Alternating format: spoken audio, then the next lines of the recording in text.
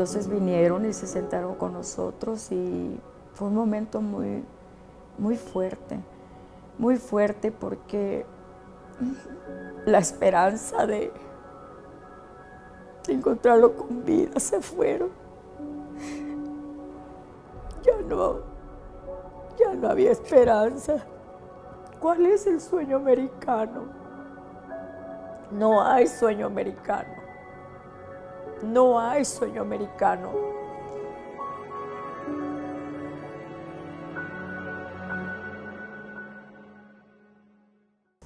Mi hijo es Marco Antonio Ramírez Moreno. Él tenía 32 años de edad cuando decidió cruzar un desierto. Y duró días en el desierto y desgraciadamente perdió su vida. Él tenía a su esposa, tenía sus hijos, 3 hijos dejó, un varón y 2 niñas. Y él pues deseaba darles una vida mejor a su esposa y a sus hijos también.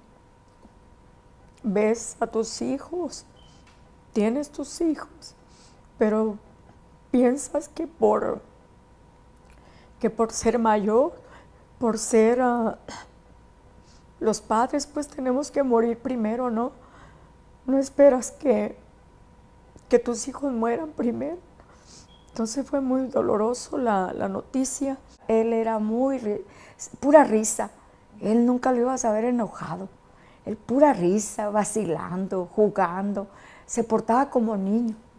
Un día me dijo, cántame la canción. Y yo, por teléfono. Dije, ok, porque yo tengo una canción que le cantaba siempre a él y a nadie más le he cantado esa canción. Y le canté la canción y estaba él trabajando en una fábrica y me puso en speaker y estaba todo el mundo, las risadas, y yo dije, ¿qué hiciste? Ja, ja, ja, mam. Digo, ya te oyeron la canción que me gusta, que me cantes.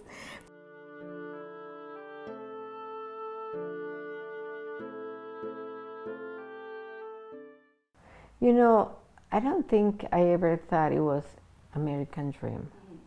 I don't think so. I just thought of safety. I want to be alive. I want to be safe.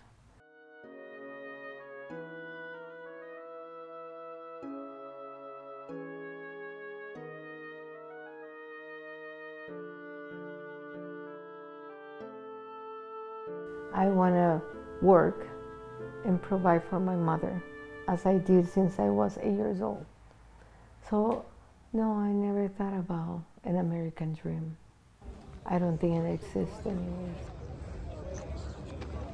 The American dream was never intended for Mexicans, for blacks, for Native Americans, and for Chinese. You know, the American dream was invented to bring people from Europe, from Scandinavia, and from France, and from Ireland, people who look like the people already here.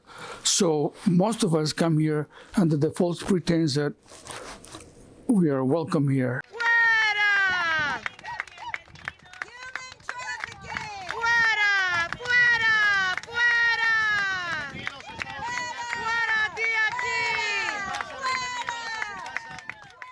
We are somewhat tolerated, but not really, the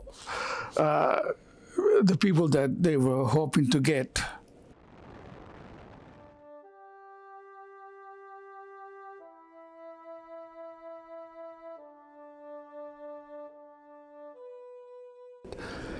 And that was my way to point fingers. You know, someone died here and there and there and there and there.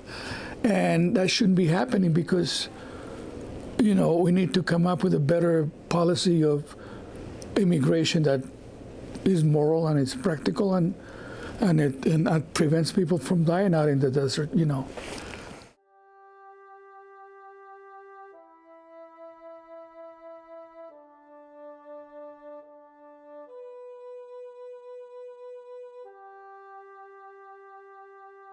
So I'm very concerned. I'm concerned that we're going to see record-breaking number of undocumented border crosser remains recovered from southern Arizona in fiscal year 2021. New tonight, heartbreak in the desert. A Colombian mother and her 10-year-old daughter collapsing near Yuma, later found dead from heat exposure after crossing the border to seek asylum. Federal authorities tell us that mom was traveling with 2 kids, the 10-year-old who did not make it, and a 2-year-old boy who survived.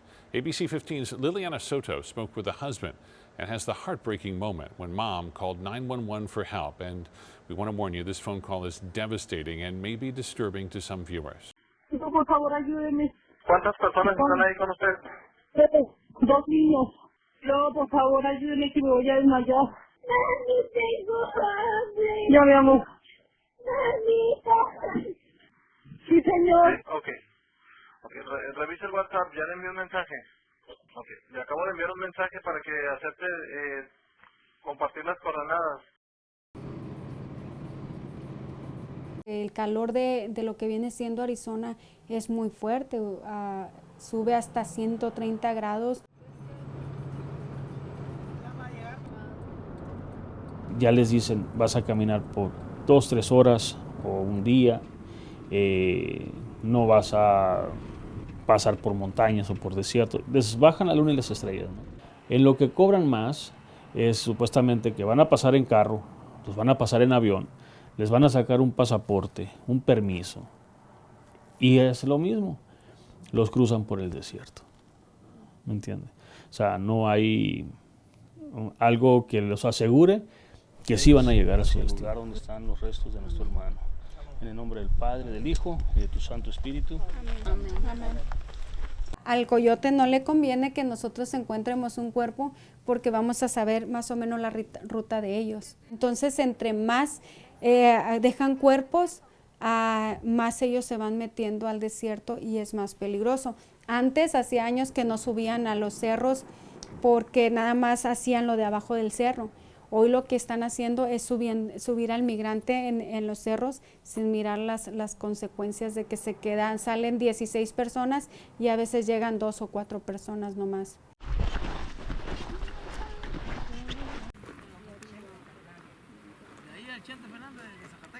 En el momento cuando ellos nos contactan, nos llaman por teléfono y la primera pregunta, ¿por qué frontera entró su familiar? ¿Hace cuánto lo dejaron? Y empezamos las preguntas. Ya llamó al consulado. Cuando una persona está con vida, mandamos un correo a patrulla fronteriza, ahí ponemos categoría 2. Cuando es categoría 2 es una persona con vida. Cuando es categoría 3 es que la persona ya está sin vida. Si nosotros mandamos un reporte que tiene 3 días en el desierto a alguien, ellos dicen ya está sin vida. Pero esa es una forma de que ellos se dirigen hacia, aunque sabemos que 3-4 días alguien puede estar con vida. We work in between the ports of entry. Our job is to interdict anybody that crosses outside of the ports of entry. 229 miles of our 262 miles of border that we cover has some sort of infrastructure on it. Near the urban areas, you're going to have the taller bollard style fence. That'll range from 18 feet to about 30 feet in height. This is a chart that the sector uses that we adopted from the U.S. Coast Guard, and it's a way of categorizing what level of response we should have. Last fiscal year 2023, was one of the highest ones we've had in a while. We had 183 migrants that died just here in Tucson sector, and that's not the final number for FY23, because we're still collaborating with the various medical examiner's office with some of the bodies that other agencies have found, and if they meet our criteria, we will count them towards that number. Right now, there's over 1,300 remains unidentified, and that's just within Pima County. And so this issue is grounded in Pima County, absolutely. Not only are there sets of remains that are unidentified, there's also, we have a database of almost 4,000 missing people's reports. That means that families call us, they get a hold of us, and they want to report a missing person. We take missing persons reports from all over the border. Even when someone is identified, there's still all of these hurdles that families have to go through to have their loved one with them.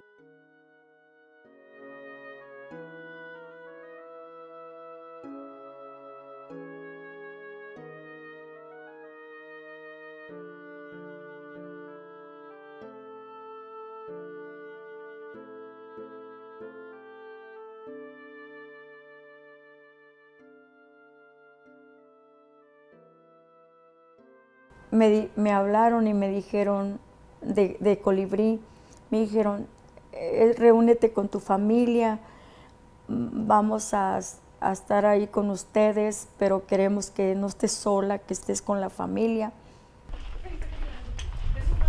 I'm a forensic pathologist and I'm the chief medical examiner for Pima County here in Tucson, Arizona. Well, with migrant deaths, those remains come here primarily because they're unidentified. And then two, usually the manner of death is not natural, meaning if somebody dies from exposure or they die from a fall or some kind of injury, those are accidental deaths, and accidental deaths would come to the medical examiner's office anyway. Many times when remains are found, they have something in their possession that might provide a clue as to who that person could be. It could be an ID card, it could be a piece of paper with phone numbers, it could be some other document. Just because we find that doesn't mean that that is that person, but it does represent a place to start. Right? So this is what the cooler looks like, right? So it's loud, clearly. The vast majority of those people are people that die from exposure. So exposure could be people that get too hot, which is hyperthermia, people who get too cold, which does happen here, which is hypothermia, people that are dehydrated. You could be hot and dehydrated, you could be cold and dehydrated, you could be dehydrated and not hot or cold. So rather than try to split it out into those multiple categories, we just call it exposure. See that silver crown? About 15% of the remains that we find in this group are female.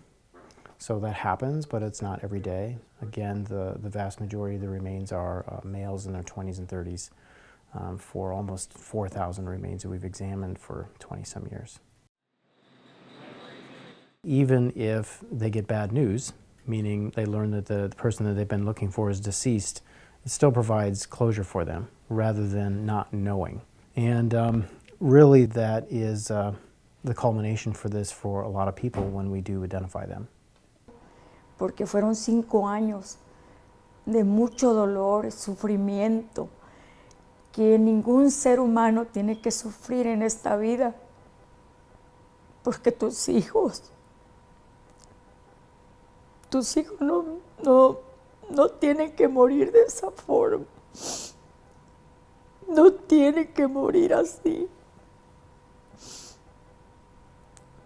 Mientras los gobiernos de nuestros países no cambien, va a seguir la migración. Mientras los gobiernos no pongan una solución en algo seguro para la ciudadanía, no va a haber ese cambio. Pero si hubiera un mejor gobierno en cada país, nosotros, créame, estuviéramos en nuestros países. I can say quite clearly, don't come, and what we're in the process of getting set up, don't leave your town or city or community.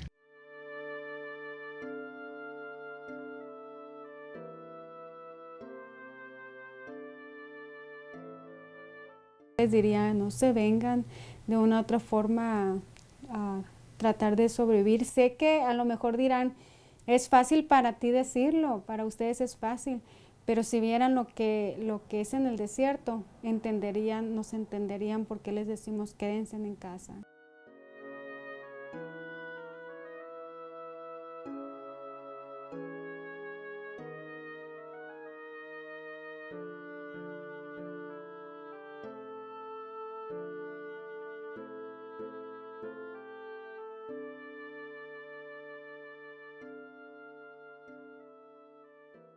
I was 19 years old in 1979. And then that night, that's when the war broke out in my country. And that was a civil war. And the civil war lasted 12 years. And it killed over 75,000 people in my country. And it made up over 1 million people of us that got displaced. And I knew that if I stayed in my country, I would probably be killed.